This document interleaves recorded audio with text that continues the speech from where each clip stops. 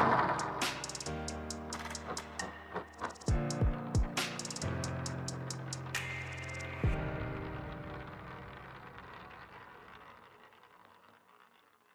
бағдарламамыздың қонағы Қазақстан әкелер одағы Республикалық қоғамдық бірлестігі Тараз қаласы мен Жамбыл облысы бойынша өкілеті Марат Оспанов Балпықович. Бала үшін әкенің орны бөлек қой әрқашан. Әке деген сөзді айтқанда өзіңе пана болар, қиындықта қалдырмас, арманыңа қол созсаң ақ батасын беріп, ақ жолын тілейтін адамның екенін бала жүрегі сезеді. Ендеше бар баланың бақытына бір Алладан кейінгі панасы әкелеріміз аман болсын. Ендігі сөз кезегі бүгінгі бағдарламамыздың қонағы Марат Балпықович мырзаға сөз кезегін берсек. Қош келдіңіз тағы да біздің бағдарламаға. Өзіміздің бүгінгі сізге арнаған, әкелерге арнаған бағдарламамызды жалпы өзіңіздің ойыңызбен білдіріп өтсеңіз. Саламатсыздар. Біріншіден осы халықаралық әкелер күнімен мейраммен құттықтаймын. Көріп отырған болса басында бір-екі сөз айтып кетейін дегенім. Біздің осы әкелер одағы деген бірлестіктің қалай басылғанын соны біраз қысқаша айтып кетейін дегенім.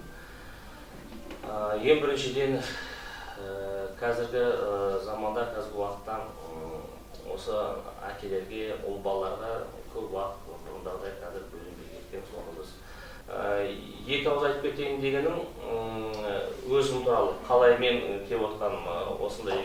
Бұндай енді общественный жұмыстарды негізі ер адамдар көп істей білмейді. Соған маған бәрі айтады, сіз бұндай папаша қайдан шыққаныз, сізге сол керек па деп, біз жүрген жерімізде не қыламыз. Бір айтып кетейін дегенім, өзім бұрында Алматыда тұрған кезде волонтер болып көп қайырымдылық нелерге қатысатынмын. Жетім балалар үйге барамыз, андай отбасыларға көмектесетініміз, продуктілер таратып, сондайға көп өзім қатысып жүргем. 2015-ке дейін, сол 2015-тен кейін Таразға кейін қайтып көшіп келген соң жұмыс бағымен жаңағы қайырымдылық жасаған кезде Алматыда, енді көбісі білетін шығар, Амен апай деген кісіміз бар, көп балалар, жетім балаларды асырап отқан Алматыда. Сол кісіне көп баратынбыз. Бала шығарамыз, ойнатамыз, бір продуктілерден барамыз. Сол кезде өзім бір жүрегім сондай не қылып балаларға. Жетім балалар деп не қылған соң, кейін Таразға қайтып көшіп келген соң, әйеліме сонда бір ойымды айттым мен. Менде негізі ниетім мынандай болған. Алған соң, мынандай кішкентай балаларды алып деп оған таласпай қояйық. Енді бала туама жүргендер, балалар жоқ, солар жастар сонда кішкентайды алсын. Оғанлары көп адамды алақай таласады, потому что кішкентайден алам, білінбейді, көрінбейді, жүре береміз дедік. Сондай, осы үш парадымен осындай ниетпен жаңа барып көрген ғой. Мен Алла тағалам сол ниетімізге қарап не қылды ма, ана деді, мына бала бір өз емес дейді. Қалай бір өз емес? Содан кейін айтады, жаңағы не возрастта үлкен. Еще ұлттары басқа да. Қанша жаста сонда ол? Енді қараңыздар, жаңағы бір өз емес деген төртеу. Екі ұл, екі қыз. Ағайындығы бір? Иә, бір әке шешеде. Қызым уже үлкеннің қызым ол кезде уже 14-те. 14-тегі переходной возраст кім алады?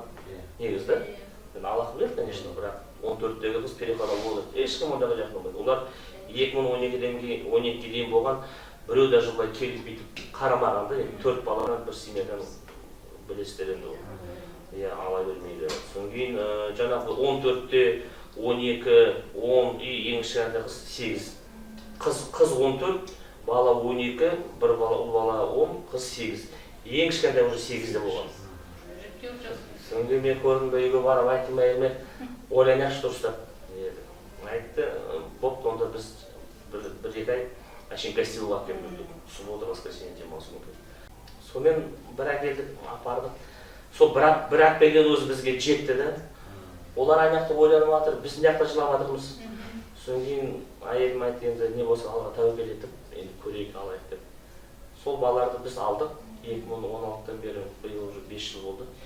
Өзің қалай тәрбиелейсің, қандай терпениемен, әйелің екеуің бірге сол жұмысы бұл өте қиын жұмыс. Соны істесең, онда результат болады. Аттарының бәрі сол орысша. Орысша, үлкен қызым Наталья, кейін екінші балам Стас, Анастас, кейін Федор, жаңа мультфильм балам, и қызым София. Елер осы одағы жұмысын қазір облыс бойынша областной акиматпен уже істеп жатқанымызға 2 жыл болды. Управление образования Слушай Сатбекова деген кісі, біз сол кісімен бастағанымыз өте бізге көп көмектесті.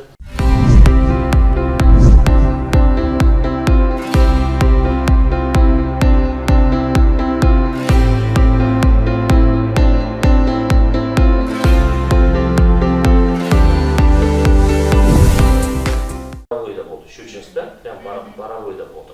Областной акимат образованиядан 2 кісілер делегация болып барғанбыз. Маған медаль берді. Қазақстан бойынша осы біздің облыстан. Әкеп қоймасақ, әкеп үйде жата берсе де ұят екен, соған қамқор әке деген, мынандай қамқор әке деген. Еңбегіңіз бағаланған уже Тараз қаласы мен Жамбыл облысы бойынша сізді өкіліп сайлағанның өзі, мне кажется, уже сіздің еңбегіңізді бағалады деген сөз ғой енді. Мен тағы бір айта кетемін, енді көпшілік естінші дегенім. Мынау балаларды детский домнан алатын адамдар бізде өте көп. Қазақстан бойынша айтпақ қой, біздің Жамбыл облысы мен Тараздың өте көп. Маған көп адам, көбіне қанша адам звондайды, жазады, телефон тауып алғанда қалай алуға болады дейді. Алғым келеді, барсам жақындатпайды, бермейді. Мынандай список құжаттарды оны қиындатып жібереді. 5 ай жүресің, 1 жыл жүресің кейін қойшы деп тастап кетесің дейді. Ешкім айтқан жоқ, що сауап жеңіл береді. Сауап керек па, онда осының бәрінен өту керек, шыдау керек. Зато осы бәрін өткеннен кейін үйге бір бала болып әкелсең де, ана бала ертеңгі күн әкешім, анашым деп жүріп шыққан кезде, ананың күліп ойнағанын көздер, жылайсың да, қуанасың да, зато сауабы қандай. Ешкім айтқан жоқ, что сауап жеңіл болады деген. Сол үшін ана документ жағынан, не жағынан қашпау керек, қорқпау керек. Егер де ниет бар ма, алам, көмектесем, осындай бір сауапкерлік істеймін. Бүгін бармыз, ертең жоқпыз. Бірдеңке сауапсыз қалып кетсін да, бізден кейін дұрыс деп болды. Үйде ең бірінші сен балаларыңды, әйеліңді сыйла көріп.